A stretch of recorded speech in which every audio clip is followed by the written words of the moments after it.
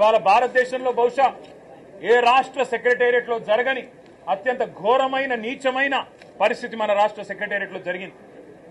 20% commission ఇయ్యందే ఇక్కడ బిల్లులు వస్తలేవని చెప్పి కాంట్రాక్టర్లు ఆర్థిక శాఖ మంత్రి ఉప ముఖ్యమంత్రి గారి ఛాంబర్ ముంగట ధర్నా చేసే పరిస్థితి రాష్ట్రంలో బహుశా ఎన్నడూ కూడా గతంలో లేదు.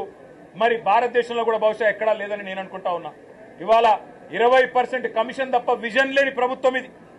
ఈ విజన్ ఉంది, ఆ విజన్ ఉంది, ఏఐ డేటా సైన్సెస్ అని పెద్ద పెద్ద మాటలు.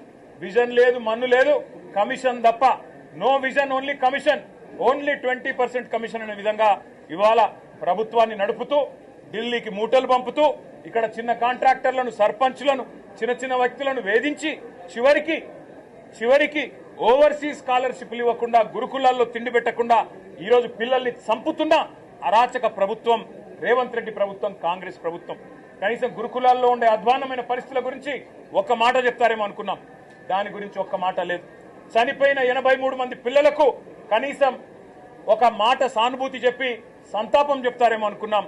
ఒక్క మాట కూడా వారి గురించి ప్రస్తావన లేదు.